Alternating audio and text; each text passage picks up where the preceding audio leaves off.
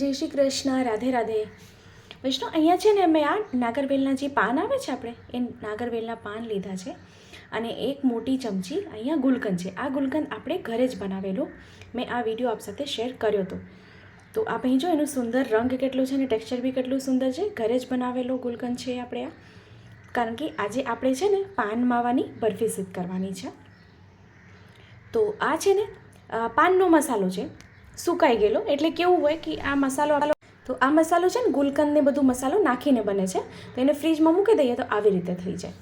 તો એ બી મસાલો બી સાથે જ મેં, કારણ કે એ થોડીક રીત અલગ છે. અગર આપને એ જોવું છે વિડીયો તો મને કમેન્ટ બોક્સમાં કમેન્ટ કરશો. અને એને આવી રીતે પીસી લેવાનું છે. અને હવે શું કરીએ, અહીંયા માવો છે. આ માવો મોળો માવો છે, મીઠો માવો નહીં. તો માપમાં 1 કપ મોળો માવો લીધું છે અને એની સાથે અડધો કપ પીસેલી સાકર પધરાવી દીધી છે. અને ગેસને ધીમી રાખીએ અને માવામાં ખાંડ ઓગળી જાય, એટલે ખાંડ ઓગળશે એટલે એનું ચાસણી થશે એની, એટલે માવો ઢીલો થશે. તો જો આવી રીતે એનું ટેક્સચર થશે. ખાંડ ઓગળે એટલે ઢીલું થાય. તો આ એને આપણે સરખું ચલાવતા રહીએ. હા, એક ધ્યાન રાખવું કે છે ને ગેસ ધીમું જ રાખવું, કારણ કે જો હાઈ ફ્લેમ કરીએ તો તરત જ માવો છે ને દૂધ છે ને એટલે તરત દાજવા મળશે. જો આ છે ને એકદમ ઇન્સ્ટન્ટ સામગ્રી છે.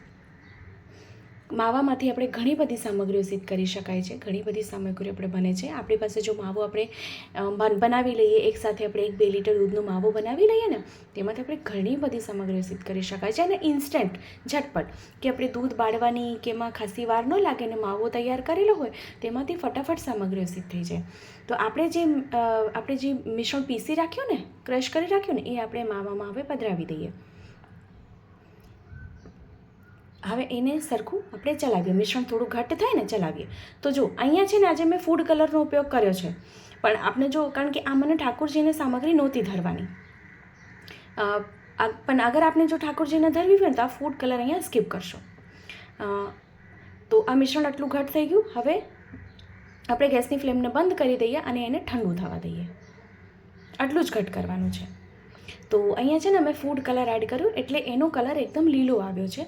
હું આપને ક્લિયર કરું, આ મારે ઓર્ડરનું હતું, ઓર્ડરની આ મારી સામગ્રી હતી એટલે મેં આ સિદ્ધ કર્યો, પણ મેં આપ સાથે વિડીયો બનાવીને શેર કર્યો કે આપને ખબર પડે એટલા માટે. બીજી બધી પ્રોસેસ સેમ રહેશે, ફક્ત આમાં જે ફૂડ કલર મેં એડ કર્યો છે ને એ જ ખાલી સ્કીપ કરવાનું રહેશે.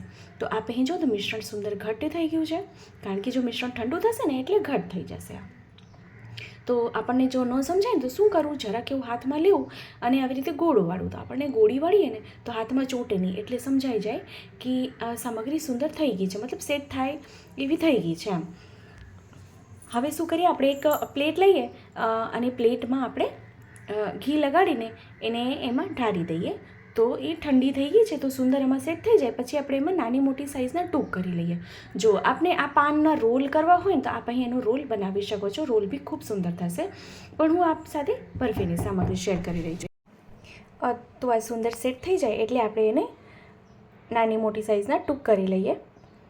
અને આપ એના પર કોઈ બી સજાવટ, કાજુ બદામ પિસ્તા કોઈ બી સજાવટ આપ એના પર કરી શકો છો. ખૂબ સુંદર લાગશે. તો જો વિડીયો ગમે તો વિડીયોને લાઈક જરૂર કરશો.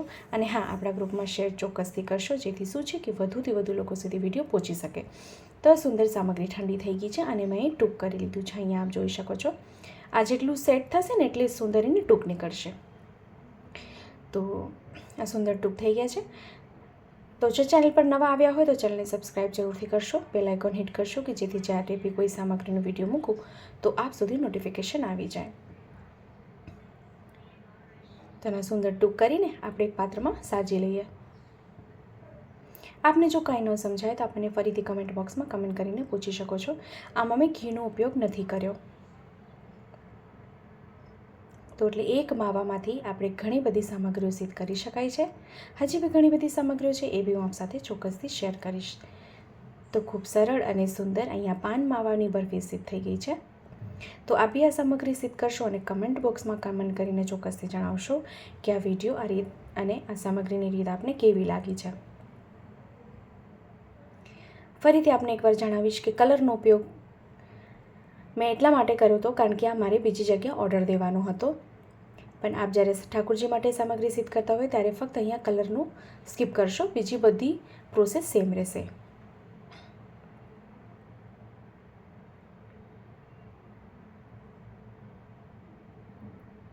તો અહીંયા મેં બદામથી એની સજાવટ કરી છે.